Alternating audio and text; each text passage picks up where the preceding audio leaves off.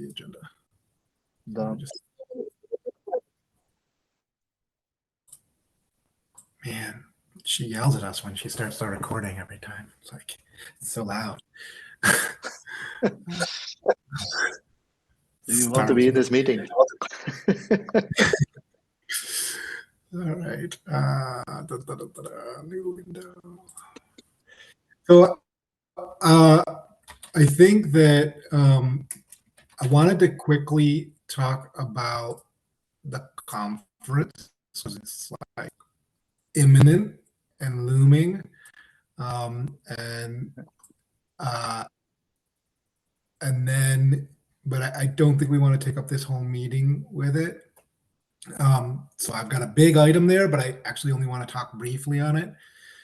Let me share.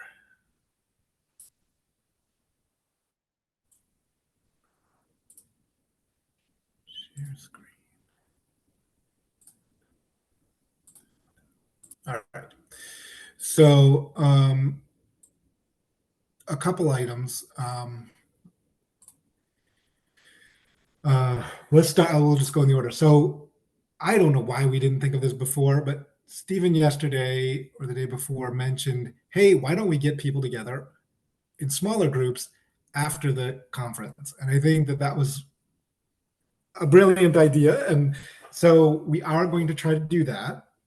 So please put your name in the agenda here if you'd like, if you're going to be around on Wednesday.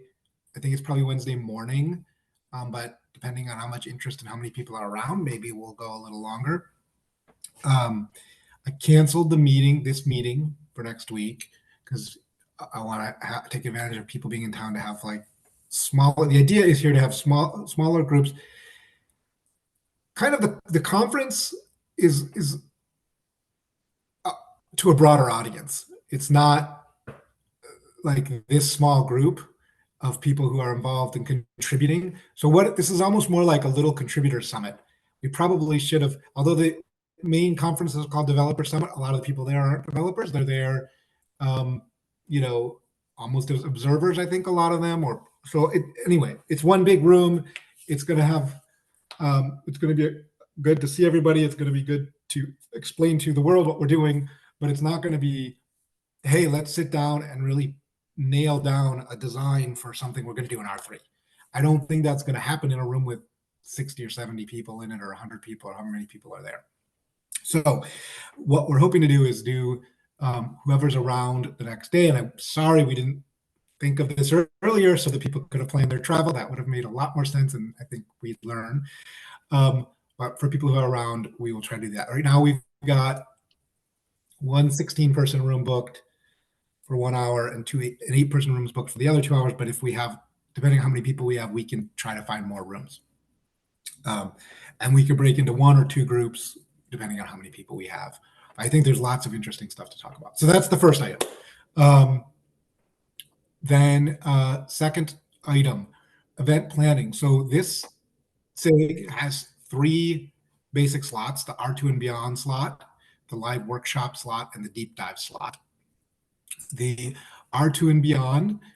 So Tal has organized a bunch of this already, but there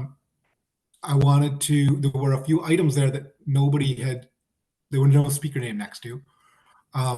And so I want to make sure that either we have coverage. Like the next big item on the agenda of today here in this meeting is kind of this R2 stuff. And so I'm going to, but these are the basic things we wanted to talk about. And do we have people who will be there ideally in person, but even remotely, who can talk about OAI? And do we have anybody who can, I know you could talk about it, Wim, but you're already talking about too many things. So. You know what? I don't know. Intercluster networking is probably not going to make it in R2. Yeah, I was thinking, so yeah, that was my remark, or that was what I'm going to say, because Tal asked me to ask for a volunteer for NF2 Infra, although, okay, we're probably not going to make it, but we are making progress on what we are trying to accomplish, but it's going to be more a framework that we are defining with the building blocks. So that's what or at least that's what I set as an objective. So it might be good to share that with the wider audience because we didn't have time in our SIG meetings. I tried to do a slot last time, I think, or two weeks before, but we didn't get to it. So that's the only, that's the one that potentially makes sense to share what has been discussed so far. So I'm gonna propose this. Okay. So we have Joseph. He's working on that, right? That's what I was going to propose. His name. Sorry. For OAI, you have Joseph for RAN. He's specifically working on RAN and OAI. Yeah, but I won't be there, and also virtual. Also, I think it's beyond midnight. So I think we discussed just before this meeting. I think we were discussing with Alexis and Sagar also. So Alexis can present this on our behalf. Is Sagar there or not?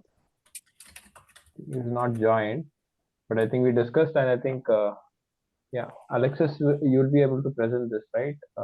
Like we discussed. Yeah, exactly. Okay. I just had a sync call with both Sagar and Joseph, and I'm going to be ready to present that segment for the R2 and beyond section. Awesome, perfect. Then what I propose for the others. So I propose that intercluster networking, that we don't do that one in this venue. And we talk about the NF to infra, and Wim, you could talk about that. And then we add one more bullet that's sort of like the beyond part, and we literally just spend 5 minutes on it and say, so some of the things we're looking at for R3 or maybe even beyond R3 are transport network, right? So that's how I would see the intercluster piece going in. Yeah. You know, IPv6 we can separate from that because we already theoretically should. Like there's a bunch of things in my technical debt I can talk about. Here's what we're doing in R2. We're cleaning up this, we're cleaning up that. But then there's things that are under the technical debt bucket right now that are really evolution of the APIs and things we learned about. Those are like R3 type of thing. So that's what I'm going to propose we do, is that we reorganize this a little bit so that we have like, here's the major things going into R2, you know, OAI, topology controller, maybe there'll be some pieces out of TechNet and the NF to infra, and you can even say like, well, we're working on it, we're not necessarily going to deliver. Like we'll talk about the things Bala's going to talk about in a minute are like what we are scoping for R2 and where we, like, given how little time we have, what we're actually going to deliver, and then we'll reorganize this R2 and beyond based on that. Does that make sense? Yeah, that makes sense. Okay. So we're not going to really cover this. I'm going to just, for now, show it as stricken. We don't necessarily have to update the agenda. I don't know whether we should or not, but I will. It's okay. And then I'll add something like beyond. Why is it doing that? That's really annoying. Okay.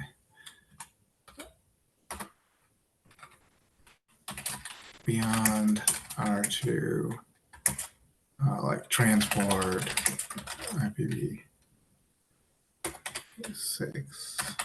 etc. Okay. Should we give a little bit of a time guidance to each of the slots, John, that the people understand how much slides they could use? Because otherwise you'll never get to the end, probably. I'm gonna. I guess the moderator would start a stopwatch, and then the alarm rings and they're supposed to stop. So I think that probably 5 minutes each.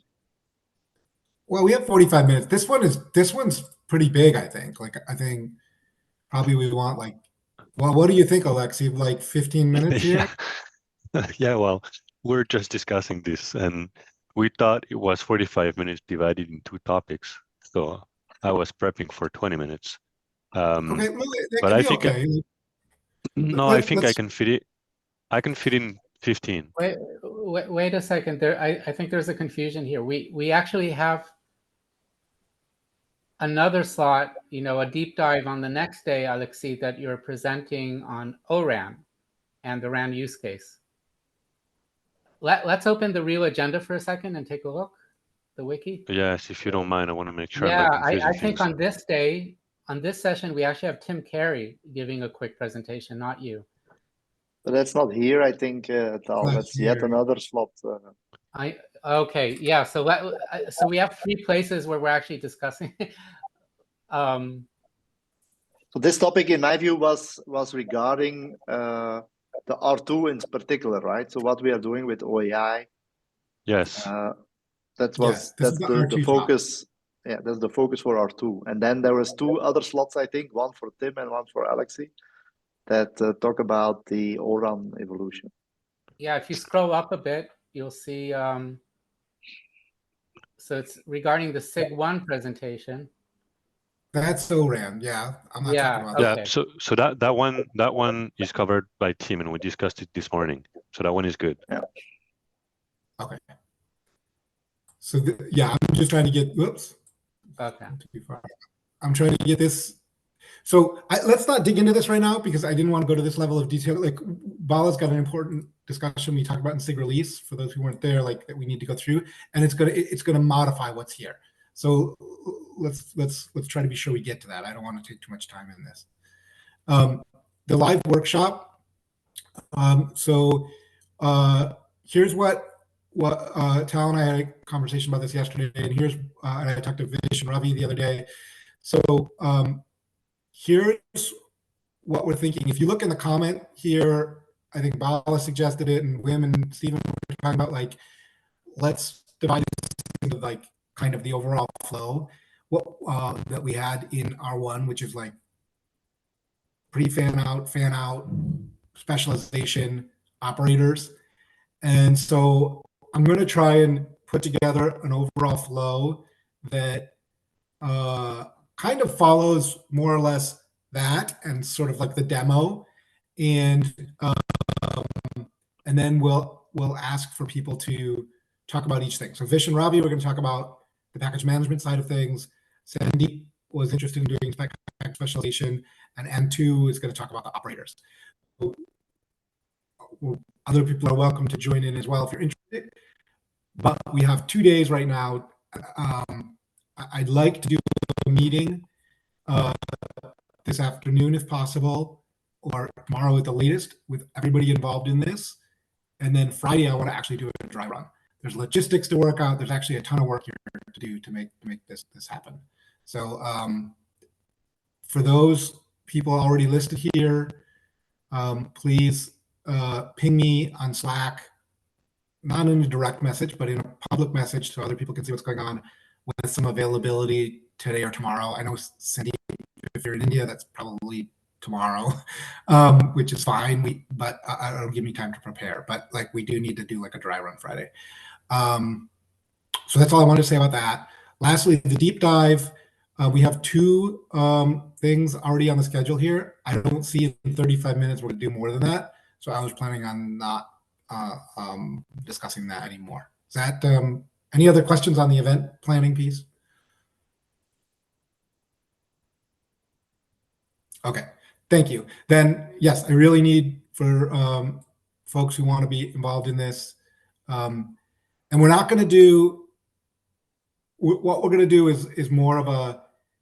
We're going to live walk. We're going to walk through the steps, and then kind of like go back and explain what's happening, and then have people ask questions. But we're not going to try and do what we did in one summit where we where we spun up 100 VMs. We're not going to try and do that. We don't think we'll make enough progress. So this is really more of a interactive live demo, and maybe I'll send out a note saying if you're interested in doing it, point to the instructions for installing. But we're not going to do install as part of it. I want to have something already installed. I want to focus on the deployment. Probably even have. I'm not sure. We'll talk about it in the meeting, but we will at least be at the point of like where we are when we spin up a sandbox before we start the E2E tests.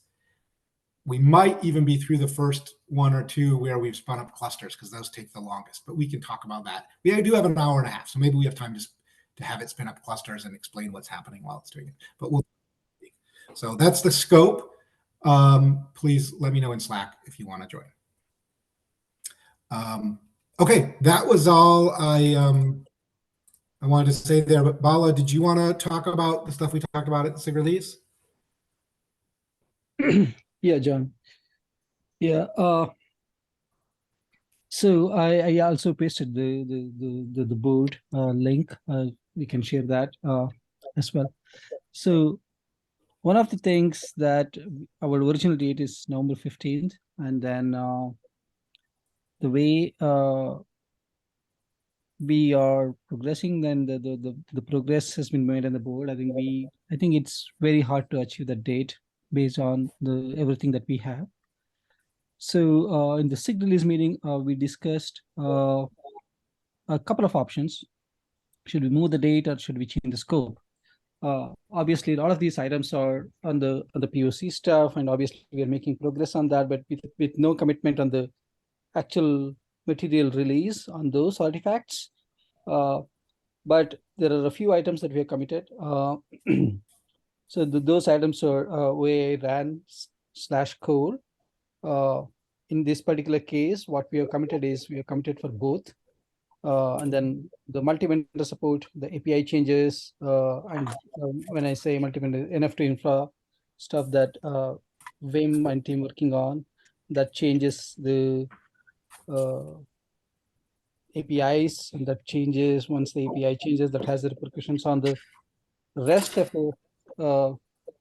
the system, such as specialization, and then the operators, free file GC operator, etc.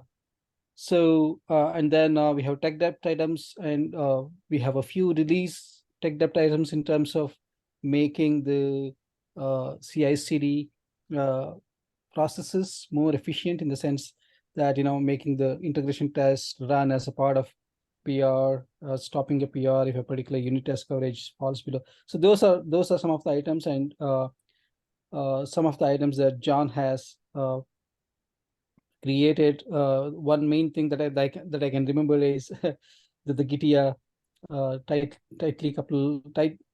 tight couplement of GITIA. So we definitely wanted to go get rid of that one. Tight coupling. Sorry, I'm not able to see it.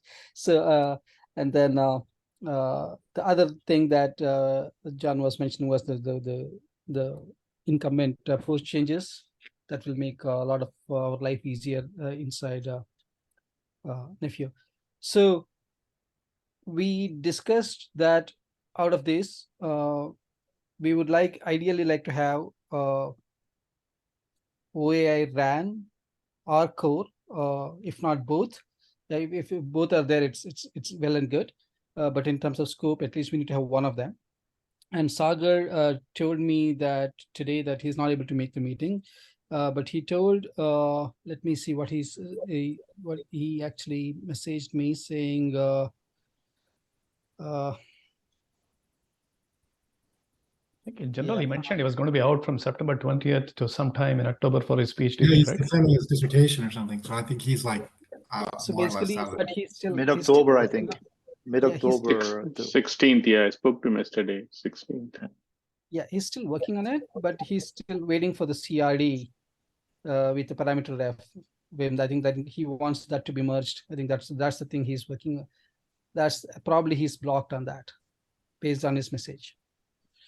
So because he has to make some changes based on his changes, he has to make those things. So anyway, we'll get to the discussions in detail on that one. Yeah. But overall, I think we had to define the scope.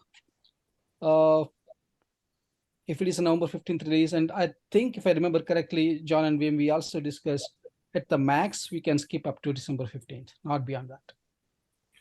Yeah, I think we said we didn't want to go past the end of the year. Yes. That's So our. we want to target for November 15th, if at all possible, and then if you want to, if at all we want to take a couple of sprints extra, 1 sprint extra for hardening, that's fine. Because there are a lot of holidays in between. There is Summit in between. There is a KubeCon in between. So that's where we stand. So sort of summarizing what Vala, I just was writing it down, what Vala said. The one thing I think you missed, Vala, was work on docs. We wanted to do some work on the docs. Yes, But the the, docs. Yes, yes. the By the way, he's OAI joining core, tomorrow, John. Jarjil will be joining tomorrow. awesome. Yeah. So the OAI core and RAN, some tech debt updates for both code and CI/CD. Yeah. The Multi-vendor API changes.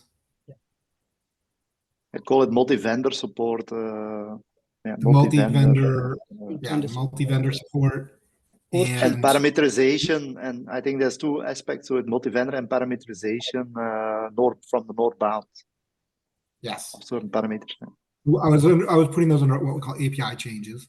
Yeah.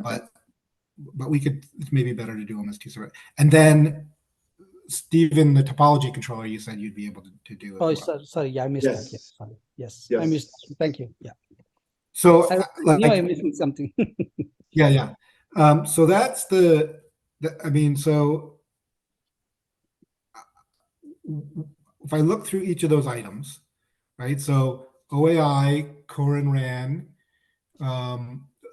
we have, from my understanding, that's going well. I thought we were saying that the RAN part may not be able to make it. At least we have high confidence on the OAI core, but in OAI RAN, we're not sure, right? I thought we talked Okay. about that on That's Monday. fair. That's fair. Yeah. The tech debt items are basically porch updates, repo reorganization, and Gitty decoupling. I think we've got pretty good confidence on all of those. And the CI/CD changes, we have confidence on those. The API changes, it sounds like, Wim, you said just a minute ago, you don't know if we're going to make it. Do we have some? So there's implications, right? If where do we? So the API changes. So the PR is done. I thought I gave. So the guys had an issue. I'll check into it because I didn't hear from them anymore. So they had a change. I saw a problem generating the deep copy somehow, but they have an old version that they were using of the controller gen. So I gave them the thing to fix it. But so the API is more or less done, right? In my view. So by the end of the week it will be merged. In my view, if it should not be merged. Yeah. Then there is two dependencies from there. There is one in the specialization. So there is actually three dependencies. Sorry. So one is the specialization. That is a small change that we need to do inside of the NF deploy function. So Akash was set up to do so.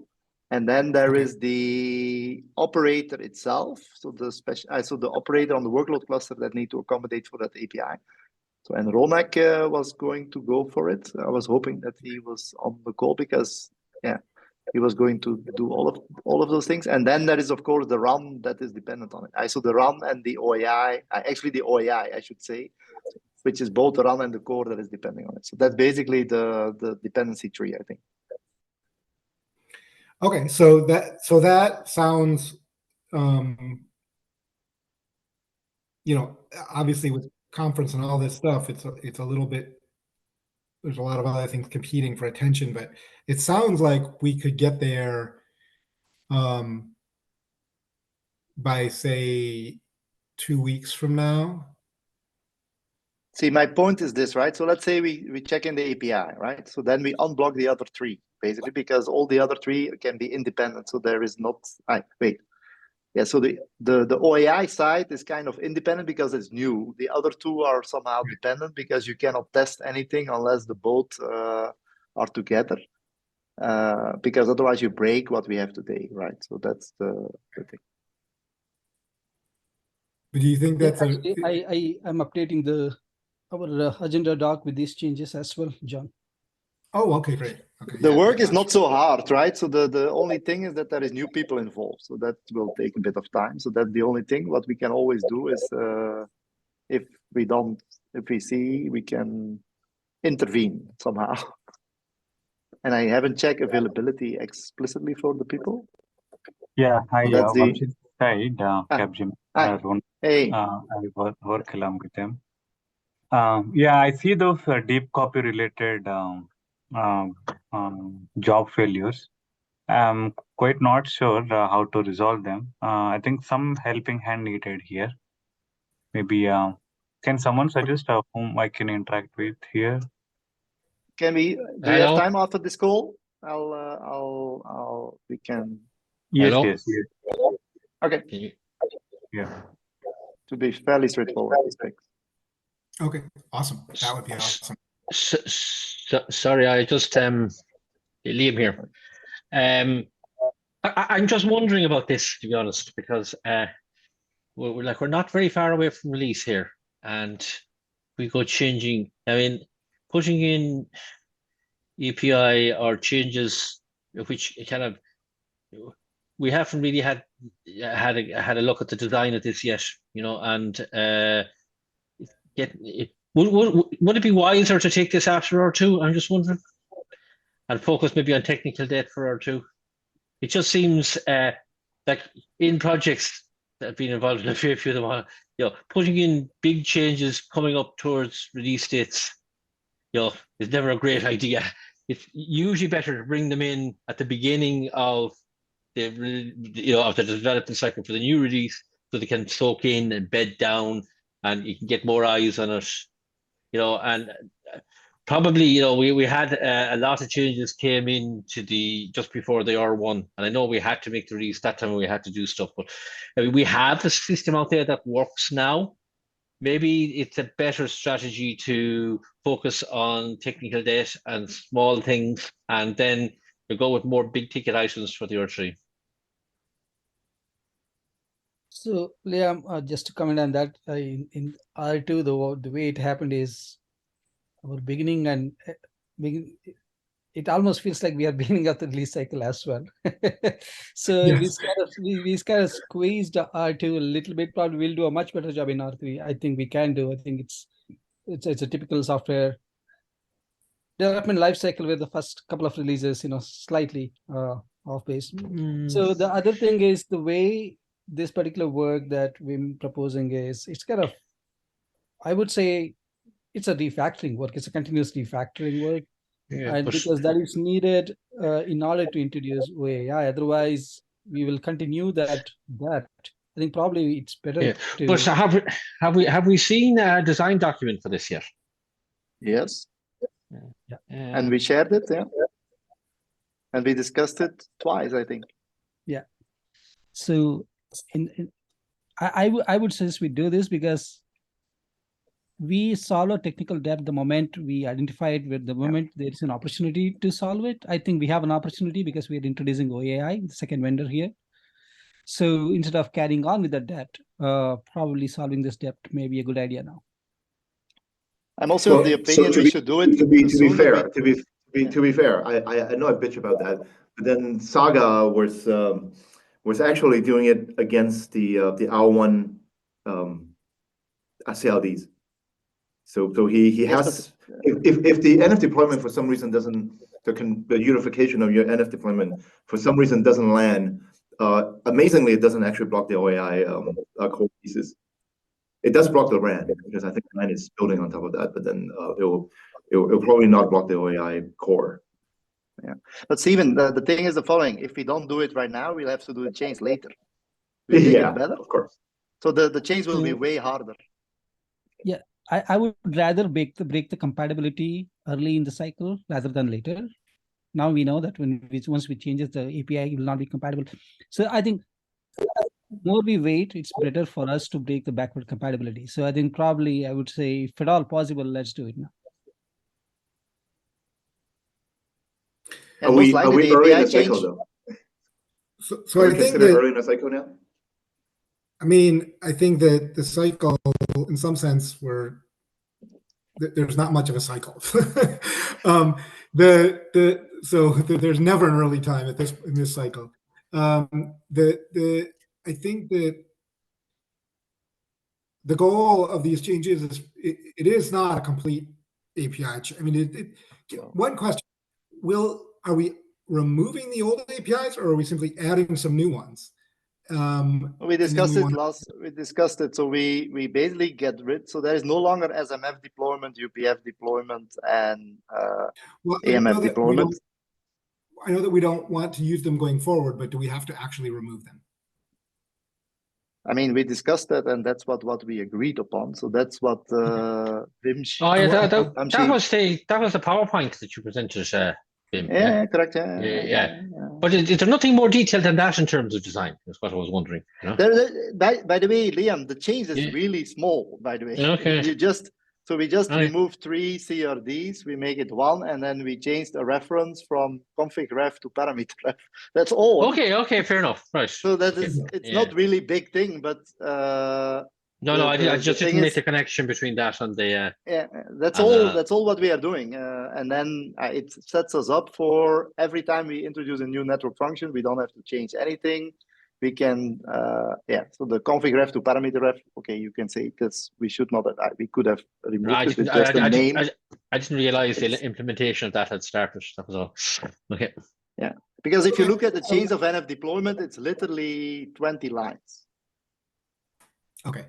So it sounds like then what I said before, that we may, given the conference and everything, like, can we put a date on when API changes and their subsequent dependent changes are complete? Yeah. So the API change, the PR is there, by the way. I think Vamshi, sorry if I pronounce your name incorrectly, had an issue with deep copy. So I'll fix it. I will fix it together after this call. So if that's resolved, we just have to approve the change. Then the API is there, and then all the subsequent effort can happen.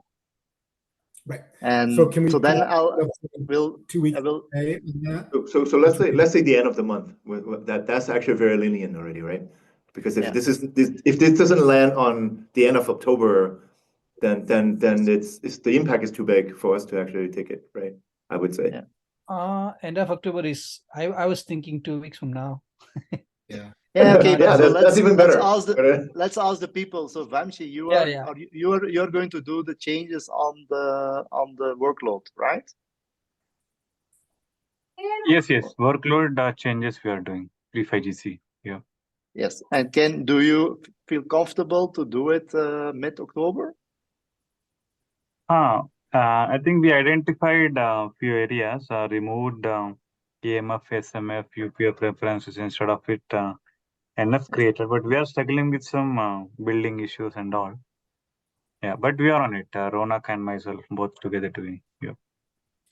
But if you have a problem, please reach out, because then it will deblock you, right? So just text on Slack, because it will deblock. Sure. Yeah. Yeah, But we'll do on the call after this that we fix it, and then Akash is doing the changes on the. Is he on the call, Akash? No, it's another Akash. Okay, I'll check with him tomorrow morning when he can do the changes on the specialization, but they're also very minimal, by the way. Okay. It's actually more getting rid of the code than adding code. Yeah, I think. So I guess my point is this: like, can we pick a date, Bala, for code freeze? Yeah, for Maybe sure. and then we can ask everybody what they think they can deliver by then. What date did we have previously for code freeze? If I were to stick to the November 15th deadline, then probably code freeze needs to happen end of October. Okay. So but I think we should have the PRs ready, or let's say ready for reviews by the end of the next sprint, right? Which is in 2 weeks, and then probably there was so I think we, like what Steven said, I agree with. Let's say mid-October is the date where all the code should be there, and then we have to do probably maybe some minor tweaks left, right, and center. But then I think you probably have competence, because we have a month somehow, right? So I agree with you, Bala, that the final freeze date is end of October, but we should probably target for mid-October to get everything in, and then avoid any surprise, basically, right? Yeah, that's ideal, Wim, but I was thinking if mid-October all the API changes are there, then the dependency on that, on both RAN and core for OAI, they need to make their changes. Even Sagar has. Yeah, made I'm some talking. changes. I'm only talking. I'm not talking about OAI at the moment. Sorry. So I'm only talking about the things that impact the R1, right? So of course OAI and RAN, I agree with you. They don't have to be there by mid-October, right? So they Yes, can yes, come in. exactly. Yeah, Yes, sorry. Yeah. I was thinking. Yes, we are on the same page, Wim. I was thinking maybe mid-October, if we have this API and dependent changes are there in such a way that it is working.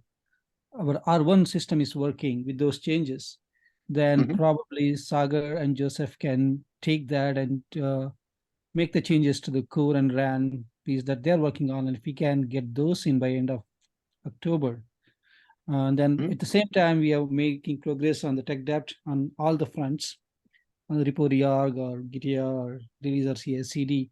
And then Jirjali from your team, Wim is joining tomorrow in terms of documentation stuff. So we can see what we can do. Probably we may have to give some guidance, John, on that one when he joins tomorrow. So once we do that, probably if we have all cylinders firing, then probably we can hit that date end of. At least that's what we should target, the code freeze, and the last sprint is there to fix bugs, and then hardening and documentation. I think that's what we should shoot for. That's what I'm thinking. Right. That sounds awesome. Well, I'm confident on the. I'll have to check with Fish and Ravi, but I think that I'm confident on the tech debt pieces all being able to be done in that time frame, even with the conference going on. Most of the stuff's done. That's why it's easy to say that. Okay, excellent. Then I'm going to summarize that in a slide, and I'm going to make that'll be what we talk about in this this thing here, right? So and then except for this part, the beyond part, we'll throw in a bunch of other stuff. Yeah, beyond stuff. What is there's a couple of things before that, John. I just wanted to, if we go back to our list, go scroll down a little bit where we put that list. Two things. One is one question is to you, John. So the post changes that are incoming, so would they have any effect in terms of compatibility issues with the older version? They're primarily stability and fixes around stability and vulnerabilities, but there's one change that leads to increased stability, but may have functional impact, and that is that Porch basically has an internal, right, because it's looking at Git repositories. There's no watch on a Git repository; it pulls them. And previously, basically, every time it pulled a repository, it would go through and issue watch events for every package that was in there, even if nothing changed. Now it checks actually the commit and only sends a watch event if the commit's changed. Now that will still over notify for packages, because if any package changes in that repository, the head, I think that will result in a notification for the package, but it still dramatically decreases them, especially for things that like never change. So for example, in package variant, I had code that kind of relied on that ticker, because I never, if I had an error like package variance processing and the package upstream that the users configured doesn't exist, I stopped reconciling, and I didn't requeue it. I would just stop reconciling, and then I would rely on the fact that I'm going to get notified later and do a reconciliation later because of that ticker. And so I had to make changes in package variant controller that basically looks at all the places where I'm aborting reconciliation early, and I had to decide, do I need to requeue and on what time frame. I just told it to requeue after 30 seconds. Because certain failures are, the package variant doesn't validate. That's a failure that I don't need to requeue because it's never going to validate until a user makes a change, and then I'll get a reconciliation. I'll get a watch event for that, and I'll reconcile. But things that are like the package revision doesn't exist, the package variant resource itself isn't going to change, and that could appear out of band because the user does something. I need to go and check again. So what it might require is in our specializers, if our specializers are just returning from the reconciliation loop without requeuing, even though they've failed, then they might stall unless you use that code to requeue. They would stall until that reconciler gets restarted, basically. So, but so John, quick question: do you have to requeue? Do you have to say explicitly requeue, or do you also requeue automatically based on error? So whenever you return from if you're using Queue Builder, whenever you control runtime, whenever you return from your reconcile loop, you return a response that by default does not requeue. So yes, if you said no, so my theory is this, right? So there is a requeue with timer, right? That you can set with a nil error. So then you requeue based on a timer. But if you set an error, normally you get an automatically requeue without a timer. That maybe I don't know. I did because I didn't. I'm not. I'm setting. I'm not returning an error from the reconcile loop in general. I'm setting my conditions and my status appropriately, and then returning with a reconcile after. So in specialization, I typically, if there is an error, I return an error with the goal that I get reconciled again. And then that's fine. If that works, that's fine. But I will double check the code, but I did a quick review when you sent the mail. But so my question is, whether you have to explicitly set a timer or whether it also works when you return an error, because normally then you reconcile immediately.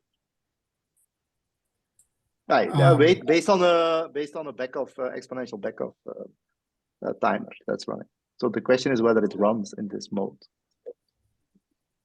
Yeah, if it already does that, then that's fine. I wasn't really aware that returning an error from the reconcile loop would have that behavior.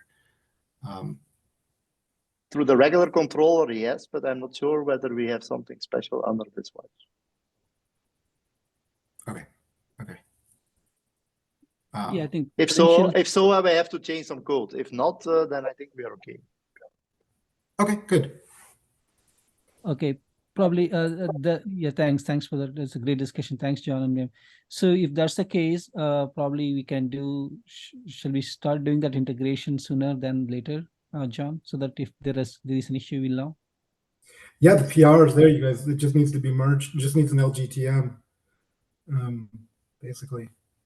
Okay, is the PR in our repo? Or sorry for this dumb question. Yeah, the Porch has already been released with this. Okay. There's a in the, I can put it in here in a second. In the example packages.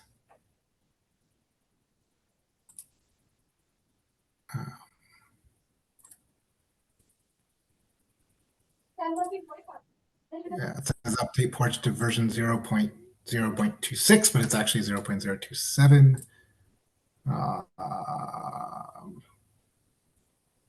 Do we trigger a complete end-to-end test if we check something like this?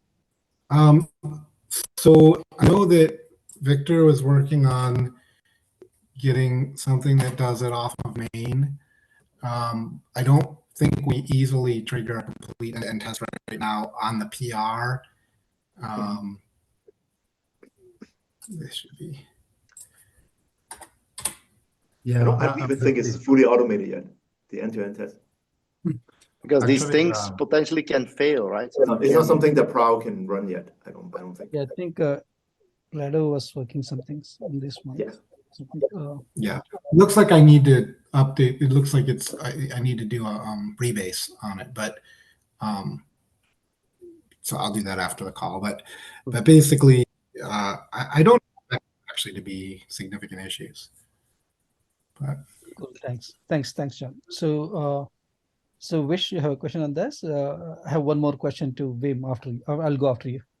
Yeah, I was going to say, for some of these dependencies, I know I've seen in some projects with GitHub Actions where you can actually run some tests with, if you're actually trying to bring in a new dependency, a newer version, you're able to actually still continue to run some tests and make sure that, if it is surfacing any issues earlier. Is that something, I don't know, is it being planned in Pro? Can that be done in Pro as well to help with these kind of things when we bring in a huge dependency like Porch? That means our end-to-end tests. You can run, right, the Prowse like just runs the job. So we have to architect our repositories and our deployment processes such that we can pull the right things, but you can run them against a PR. So in theory, yes. Do we think it's useful? And should we adopt it at some point of time? Yes, I think so. I think Rado is trying to do something like that. I think that's my understanding. He's not in the call. Probably Vish, please, can you please ask him in the next call when he's around, if you don't mind? Sure. He'll definitely. The release meeting I'll ask. Yeah, thank you. Yeah. Victor, please. Basically, I have something that I want to share. It's a little bit related with some of those topics. I don't know if I can take like just 5 minutes to share my screen and. Sure. Yeah. Let me stop sharing. Okay. Let me see where it's sharing. So basically, the only thing that I want to clarify is just few things about the sandbox and the workflow that we have it, and maybe in that way we can get an idea. Like, can you see my screen, by the way? Yes. Yeah. Okay.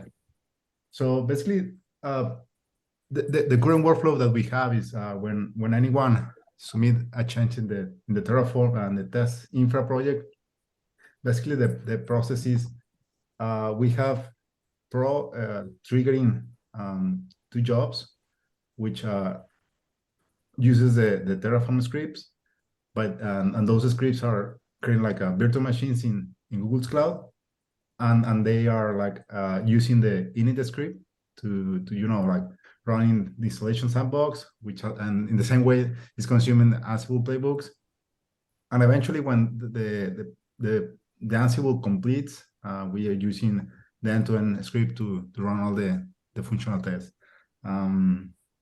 So in this particular case, we have like 4 jobs. We're using the same schema. 2 of them is just by demand, and the other 2 are periodic tasks. So that means that every single day are running.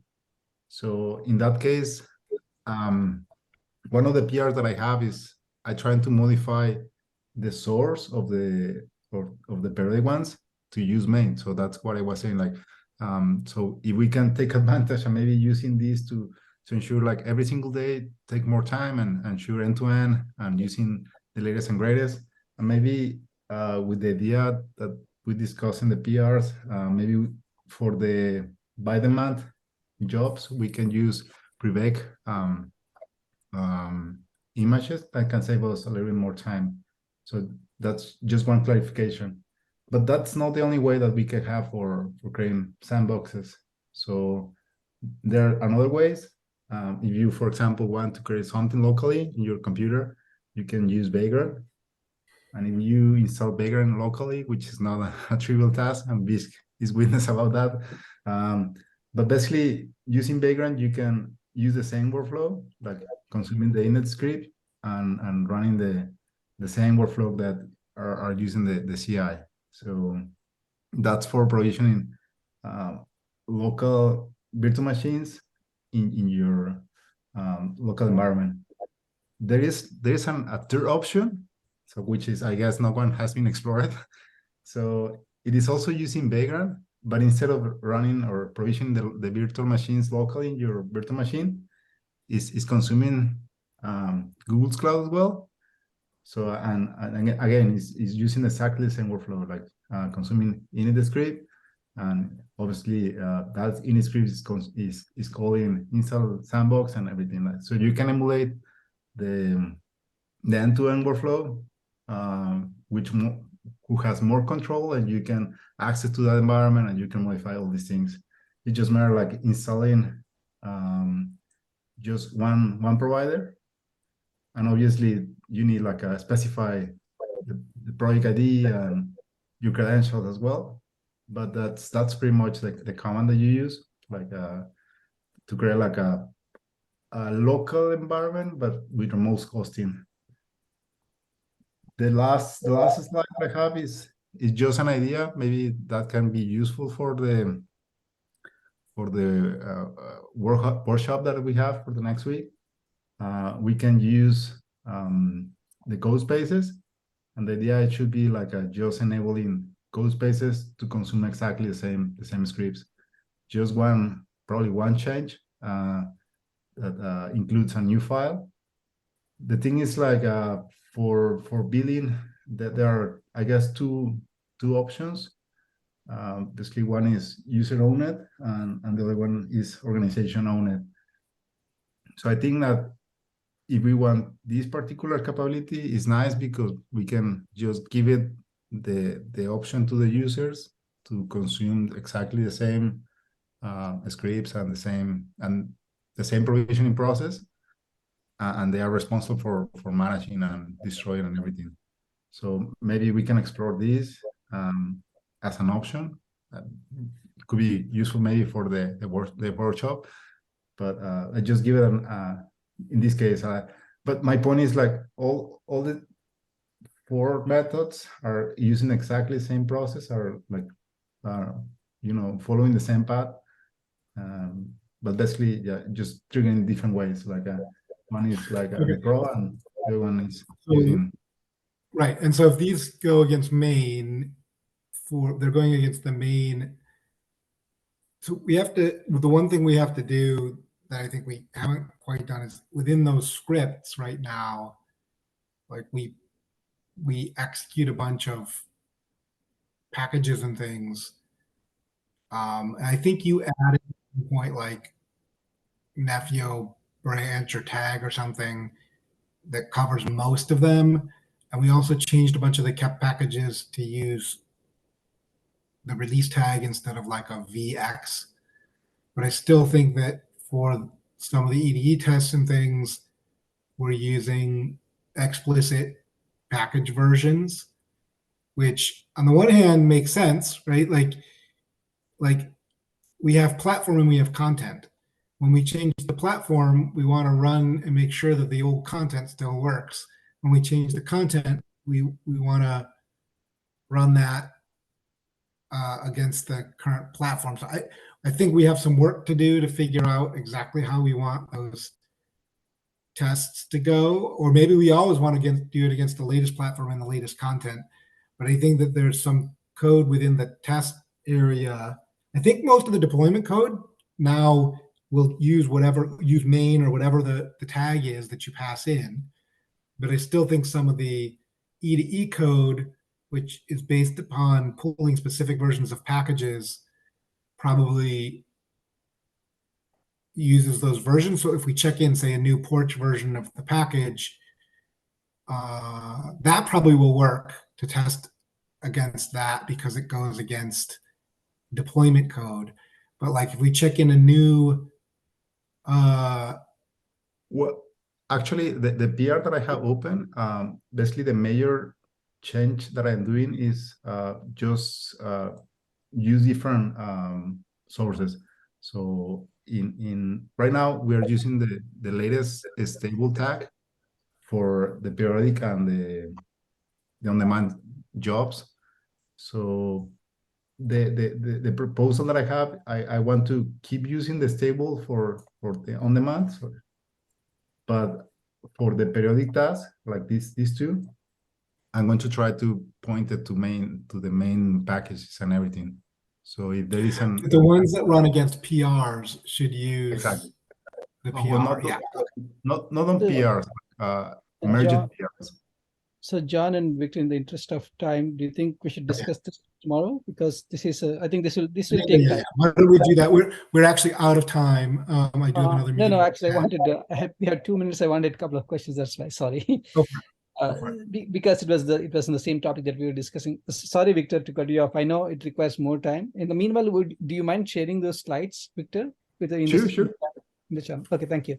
And let's make it an agenda item for tomorrow's automation meeting. You might want to take a little time in the workshop to go over these slides actually with people, Victor. And maybe this is a SIG release thing, probably, right? Yeah, exactly. Yeah. Yeah, so 6.3 topic, but we should talk about that next week too during the workshop. Yeah. So, Wim, I mean, you expressed probably I may not have understood your concerns on the RAN side with the API. So do you think when the API changes are finalized and pushed by these 2 weeks, do you think any other repercussions on the RAN side to implement, or do you think some more changes or is Joseph free to so the one thing that we still need to discuss, which I was hoping we could do today, but we did not, but I think we should put that on the agenda for tomorrow, is that the issue is that some of the parameters that Joseph is defining need to be also applicable to the core. And the item that I think is pending is that how do we do that? Because otherwise, so there is 2 ways. We could say, okay, let's take a cut-through approach. So we take the same CRD and we just put it in all the packages. So that's the easy peasy way. But it's probably not the right way, versus having a way to coordinate that amongst the various entities that need the same information. And I think the latter part is what we have to discuss, I think. And I personally, my view is let's spend a little bit of time on this, see what options that we have on the table, and then we can still decide what we do for R2. But I think blindly going and taking the APIs without any discussion, I think I would like to avoid by now. That doesn't mean that we will not do that. But so I would like to have a bit of discussion. Sorry, Wim, kids, we're out of time. Can we put that on the agenda for tomorrow? Yeah. Yes. I think. Yeah. I added it for today. I think you can move it to tomorrow. Yeah. I have prepared some slides. Yeah, I prepared some slides so we can discuss that tomorrow. Thank you, Joseph. Yeah, I sent you the Slack also. Thanks for that. Really appreciate it, Joseph. Yeah. I think that's also. Joseph, share the slides. If you have the slides, share the slides already. Then yeah, it's it's very initial version, but I'll share the slides too, so that that's an idea. Yeah. Okay. Yeah. Perfect. Thanks. These are the things, John. Probably once we round off these things, probably we can have a more. I think we have a solid plan now. Probably we have to round off, see some of the loose ends here. So that we'll do tomorrow. Cool. Okay, I gotta run. But thank you, everybody. That was good progress, I think. Yeah. Thank you so much. Goodbye. Bye-bye.